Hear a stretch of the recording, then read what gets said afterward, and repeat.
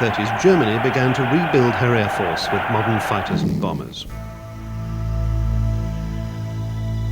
In Britain, the Royal Air Force still had to contend with outdated biplanes. They coped perfectly well in their role of policing the far-flung outposts of the British Empire, but it was obvious they'd be no match for a modern, well-armed enemy.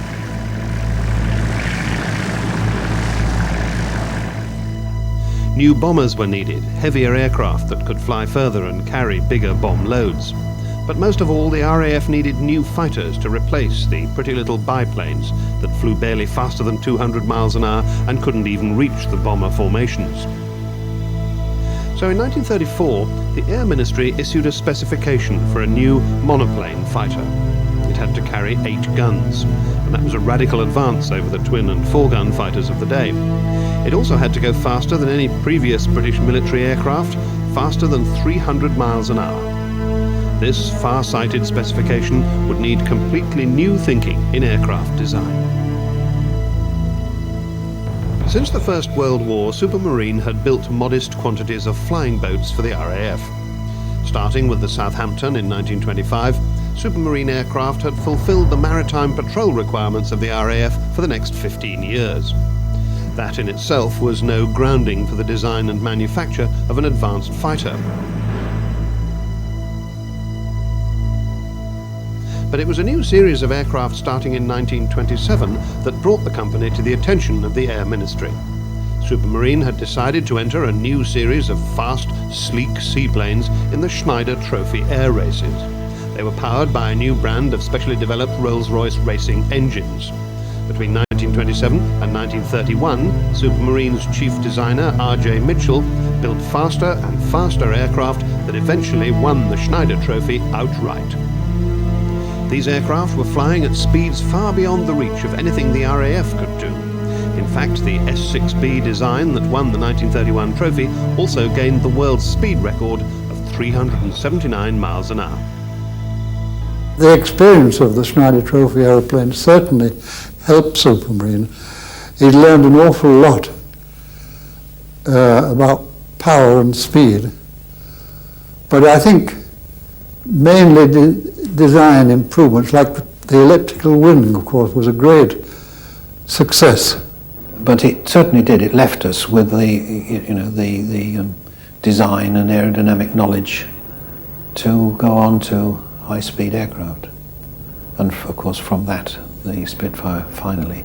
Mitchell's success inspired him to further development. He had designed a gull-wing monoplane to an earlier Air Ministry specification. Although it didn't get the contract, that went to yet another biplane design, the Gloucester Gladiator. Mitchell continued with his designs.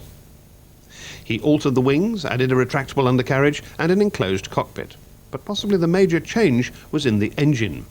The Rolls-Royce Goshawk engine of his previous design was replaced with the brand new Rolls-Royce PV-12, soon to be christened the Merlin.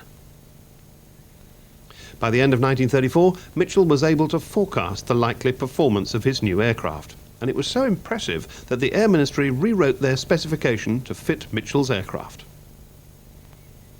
The prototype of the Spitfire first flew on March the 5th, 1936. It electrified everybody watching. Within 4 months, the Ministry had ordered 310 production aircraft. The Spitfire was unique. It was unique because most low-wing monoplanes behave perfectly in the air, but many of the low-wing monoplanes, when you came into land, depending on your load configuration, would be a little bit tricky on the actual touchdown due to the flow from the wings over the empennage. But the Spitfire, by virtue of its wing, the little twist in the wing, the flow over the empennage, you could land that under any conditions with a high angle of attack for a 3-point landing, and unless a silly thing like a camera door on the root end of the starboard wing was open, it would put down absolutely perfectly. No, the first time I flew the Spitfire, to me it was straight away, it's a thoroughbred. It may have been smooth to fly, but it was a difficult aircraft to build. The wing was built in separate sections to make up that elliptical shape, unlike the traditional one-piece wing. The guns had to be spaced out along the wing in separate bays rather than together in groups of 4 on each side. And work on parts of the aircraft had to be subcontracted to more than 200 companies all over the United Kingdom. It was to be 2 years before the first aircraft came off the production line. By the time of the Munich crisis in 1938, only 3 Spitfires had been delivered to a single squadron, number 19, at Duxford near Cambridge. By that time, 100 examples of another monoplane fighter had already been delivered. The Hawker Hurricane had been developed virtually in tandem with the Spitfire, but because it was a simpler design, it was easier to manufacture. But at a time of impending war, 103 modern fighters was far too few to provide a serious defence force for Britain. But as the need for more Spitfires became crucial, Vickers began to build a government-sponsored factory at Castle Bromwich near Birmingham. This vast site would manufacture more than 11,000 Spitfires over the next few years. But this was 1938, and the opening of the factory was still a long way off. The Southampton works of Supermarine had to soldier on, trying to reach the targets set by the RAF. By the outbreak of war in September 1939, 10 squadrons had been re-equipped with Spitfires. But when the British Expeditionary Force set off for France, the Spitfires stayed at home. There were still problems to iron out, and it was felt that French airfields, with their lack of maintenance facilities, wouldn't suit the narrow-tracked undercarriage. So the Spitfires had a quiet start to the war.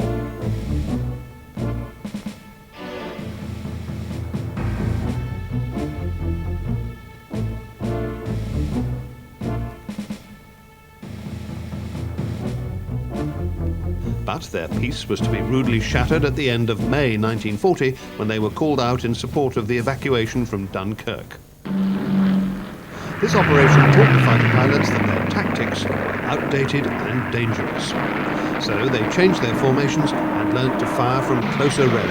That improved their effectiveness in aerial combat.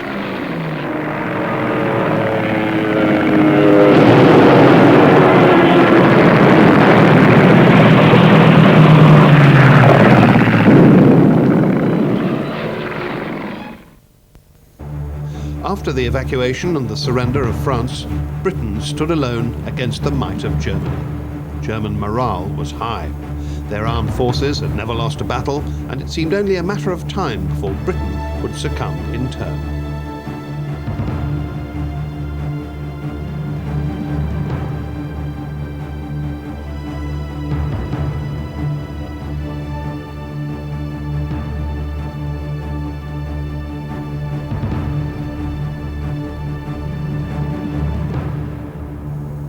But Fighter Command, under the leadership of Hugh Dowding, had a number of cards up its sleeve.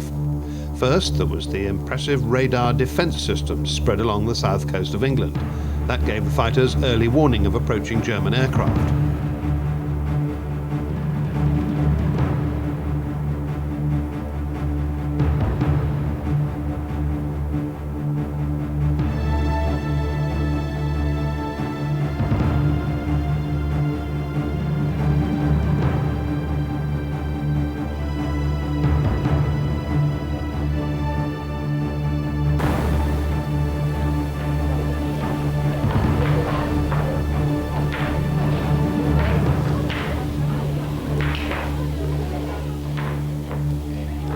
Serial number. Serial 97. Biggin Hill. Serial 97. Squadron 32. Intercept Raid 45. Correct. Tangmere. Serial 98. Squadron 43.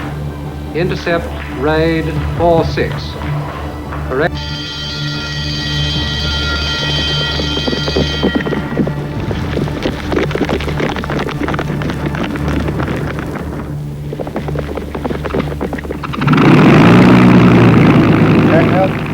Northolt, Kenley, Biggin Hill, Hornchurch, North Weald, Debden.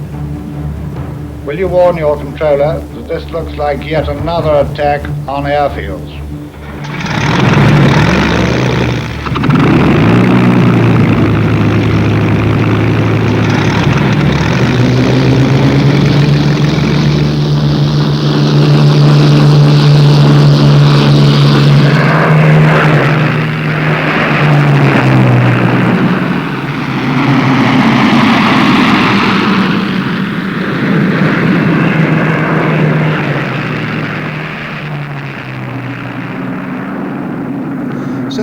Spitfires and Hurricanes were at least a match for the German fighters.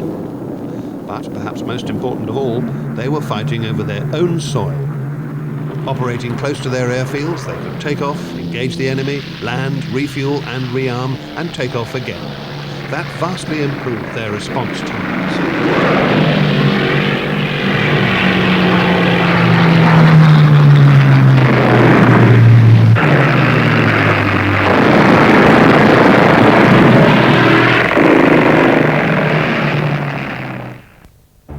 And of course, any British fighter pilot bailing out from his aircraft would be able to rejoin the battle, unlike his German counterpart, who was destined for the nearest prisoner of war camp. It was during the Battle of Britain that the two frontline fighters devised a deadly partnership. The more rugged but slower Hurricanes attacked the German bombers, while the speedy Spitfires took on the German fighter escorts, which were mostly Messerschmitt Me-109s.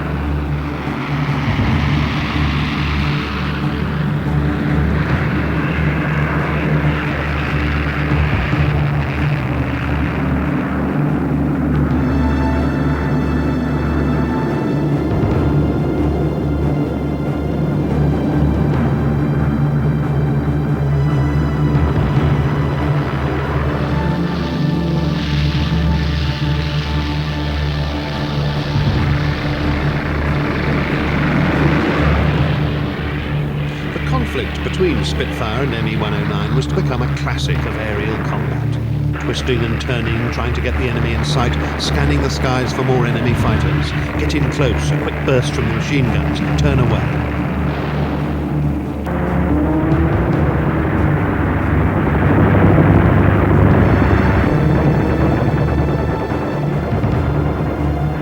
During the summer of 1940, losses mounted on both sides. The Germans had begun with more aircraft, and they would always have won a battle of attrition. They bombed RAF airfields daily, and for a time it seemed that Fighter Command could not hold out.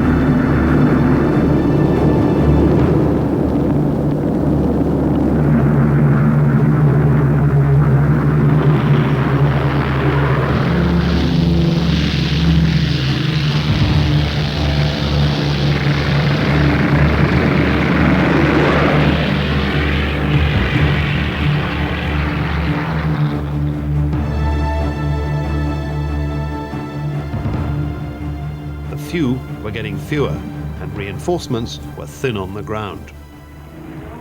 But suddenly, the Luftwaffe changed tactics. They switched their attacks from the airfields to the cities. Unable to beat the RAF, they decided to try pounding the whole country into submission. Taking a deep breath, Fighter Command took advantage of the respite offered to their airfields and regrouped. From that day, the 7th of September, Fighter Command's strength grew constantly. On the 15th, the day that would become known as Battle of Britain Day, the Luftwaffe lost more than 60 aircraft during massed attacks on London. Hello, Key Leader, short jack answering, loud and clear. Vector 120, 100 plus bandits at 20,000 feet, heading west, over. Hello, short jack. Okay, listening out. Groups up. Hello, sir. Yes, 3 squadrons are airborne. All right, sir. I'll get all sails from the aircraft off. Although it does look as if they're going for the towns and not the airfield. Yes. Our early warning has given us plenty of time this morning to get the boys off. Hello, short jack. Key to leader calling. Tally ho, tally ho. High calls with 109s dead ahead. My God, there's hundreds of the baskets. Never seen so many. Hello, Key to squadron. Blue section, take the bombers. Red section, the fighters with me. Red section, line astern, go.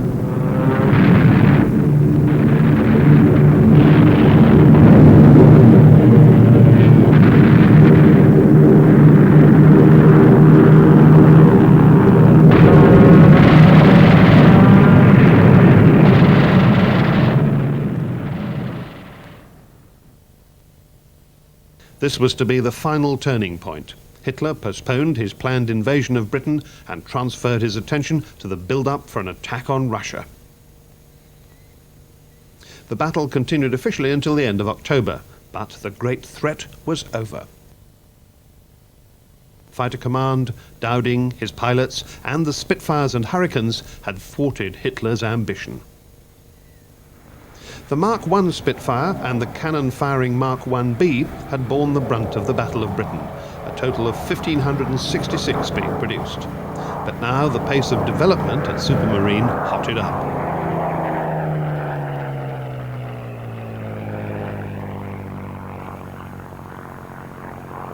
The Mark II, with an uprated 1,175 horsepower Merlin 12 engine, arrived in December 1940, closely followed in February 1941 by the Mark V, which had a 1,440 horsepower Merlin 45.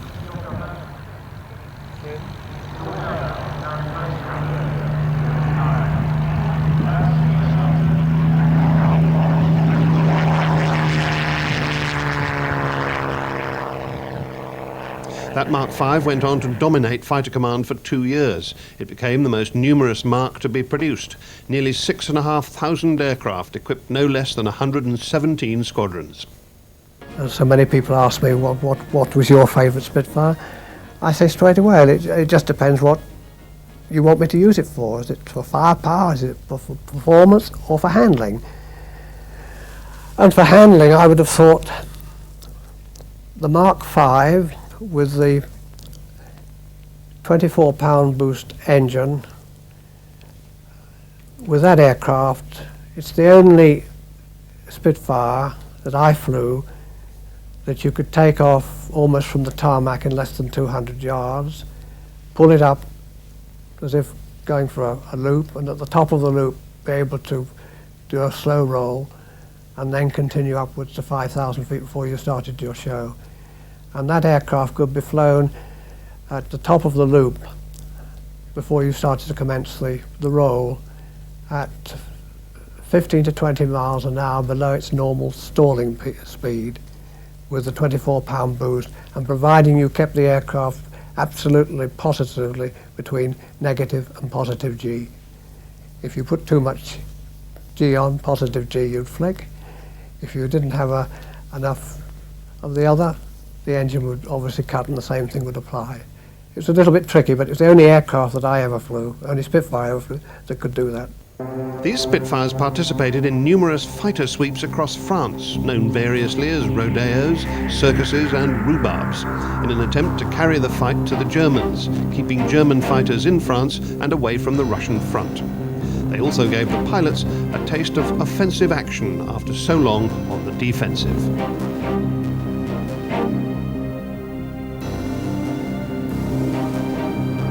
Throughout the first 2 years of the war, the Spitfire managed to stay ahead of, or at least on a par with, its main adversary, the M109. But the appearance of a new German fighter, the Focke-Wulf 190, at the end of 1941 had a profound effect on Fighter Command. Superior in almost every respect, Spitfires were shot down with alarming regularity.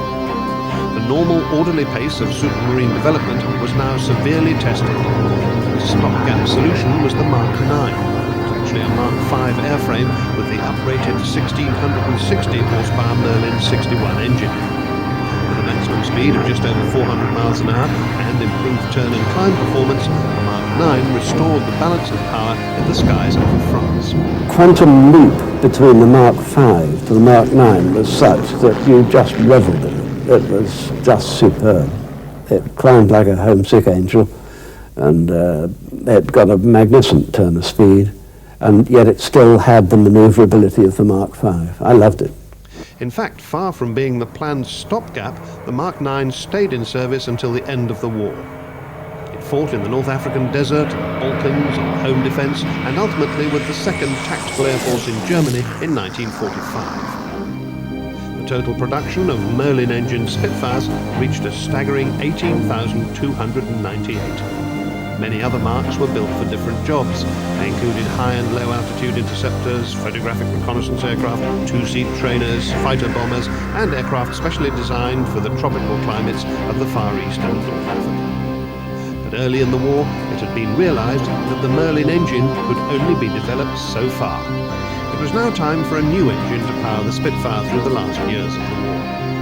The Rolls-Royce Griffon was developed from the trophy-winning R series that had been so successful on Mitchell's Schneider seaplanes. It was bigger, 36.7 litres capacity compared to the Merlin's 27, so the Spitfire had to be 2 feet longer.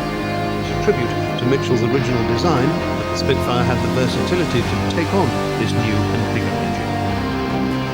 Possibly the best of the Griffon Spitfires was the Mark XIV. It was a truly remarkable fighter. At a height of 26,000 feet, it could fly at 448 miles an hour. It was the first Spitfire to carry an engine with more than 2,000 horsepower.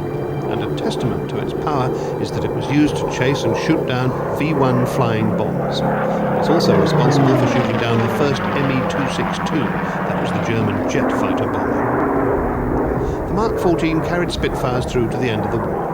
That made it the only aircraft to stay in continuous production from 1939 to 1945.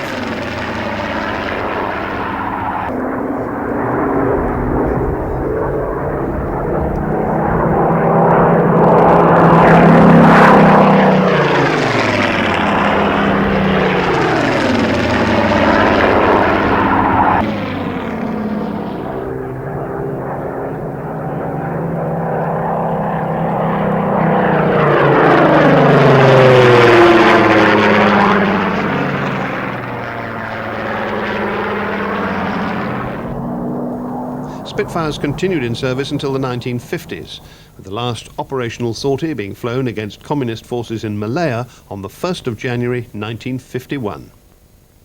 There's no doubt that the Spitfire is one of the greatest fighters the world has ever seen.